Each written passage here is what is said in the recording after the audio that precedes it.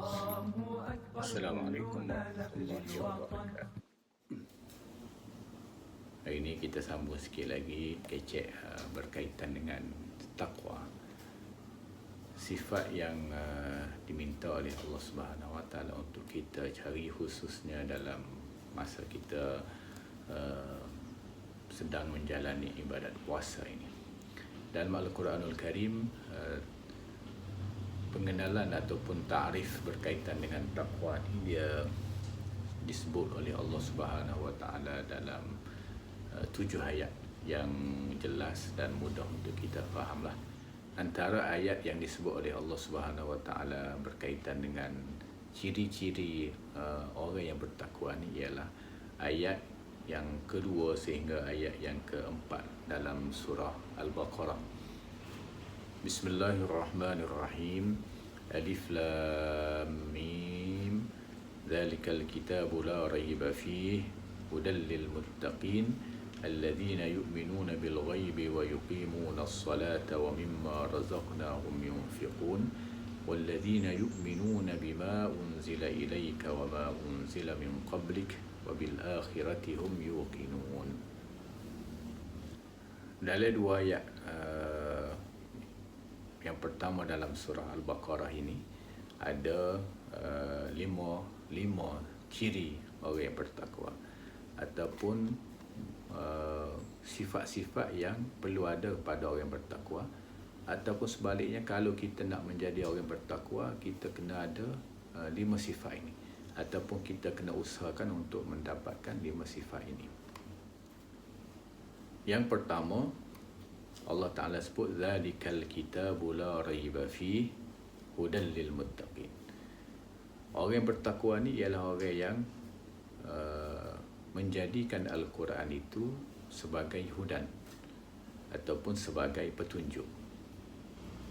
Apa makna hudan ataupun apa makna petunjuk, ataupun lagu mana kita nak buat Quran itu sebagai petunjuk kita. Quran ni biasanya kalau kita tanya siapa-siapa yang suka baca Quran, orang akan jawab paling mudah sekali dapat daripada Quran ialah pahala. Ya, pahala tu memang betul. Cara yang paling mudah untuk kita dapat pahala ialah dengan cara kita baca Quran. Kerana Nabi sebut dalam satu hadis yang lebih kurang maknanya, setiap huruf yang kita baca Al-Quran ini Allah Ta'ala akan bagi 10 pahala. Dan Nabi kata, aku tidak maksudkan misalnya alif lam mim itu satu huruf, tapi alif itu satu huruf, lam itu satu huruf dan mim itu satu huruf. Manakala kita baca alif lam mim, kita sudah dapat 30 pahala. Itu kalau kita nak pahala, cara paling mudah sekali ialah dengan baca Quran. Tapi untuk menjadikan Quran ini sebagai kitab petunjuk kita, sebenarnya tidak cukup kalau kita baca Quran ini sebagai untuk kita cari pahala saja. Ada beberapa perkara yang kita perlu buat supaya Quran ini betul-betul menjadi petunjuk kita. Dan sudah tentunya hal paling besar sekali ialah Quran ini kita kena baca. Yang kedua, kita kena cuba faham apa yang ada dalam isi kandungan Al-Quran dari segi perintah Allah Subhanahu Wa Taala, dari segi larangannya, apa-apa sahaja perkara yang dinyatakan oleh Allah Subhanahu Wa Taala, kita cuba faham dengan sebaik-baiknya. Dan yang ketiga, apabila kita faham, sudah tentu kita kena amalkan, kita kena buat Al-Quran ataupun perintah Allah Ta'ala dalam Al-Quran itu dengan sebaik-baiknya. Ada perumpamaan yang dibuat oleh ustaz-ustaz kita. Quran ini dia kata supaya kita baca betul lah. Ataupun lah ni mudahnya orang panggil, kalau kita nak pergi jalan mana-mana ada Waze kan, ada Maps kalau dalam telefon dan sebagainya.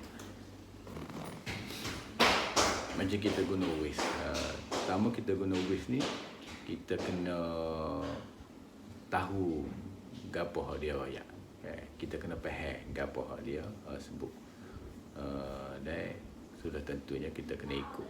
Kalau dia kata kok kanan kak, kanan, kok kiri, straight. Manakala kita ikut pakar kita kak, kau nak kuat lah, tak dapat tepat. Quran pun lagu tu. Maknanya kita Allah Ta'ala kata ya, ya. Allah Ta'ala kata jangan, jangan. Allah Ta'ala kata buat, buat. Barulah kita boleh buat Quran itu sebagai hidayah kita. Bagaimana bulan Ramadan ni boleh membantu kita untuk memudahkan kita menjadikan Quran ini sebagai kitab hidayah. Sudah tentunya kerana satu bulan Ramadan ni adalah bulan kita digalakkan membaca Al-Quran, kan? Bulan Ramadan ni bulan Allah Ta'ala turun Quran kepada kita. Syahrul Ramadan alladhi unzila fihi Al-Quran. Bulan Ramadan ni bulan Allah Ta'ala turunkan Al-Quran itu kepada kita. Dan kalau kita tak guna dengan sebaik-baiknya Quran dalam bulan Ramadan ini, memang rugilah. Rasulullah sallallahu alaihi wasallam sendiri dia sentiasa didatangi Jibril untuk bertadarus Al-Quran dalam bulan Ramadan ini. Jadi gunakan dengan sebaik-baiknya peluang yang ada dalam bulan Ramadan ini untuk kita mendekatkan diri kita kepada Quran, menggunakan Al-Quran dengan sebaik-baiknya sebagai kitab hidayah daripada Allah Subhanahu Wa Taala, dan itu adalah sifat dan ciri orang yang bertakwa kepada Allah Subhanahu Wa Taala. Wallahu a'lam. Wassalamualaikum warahmatullahi wabarakatuh.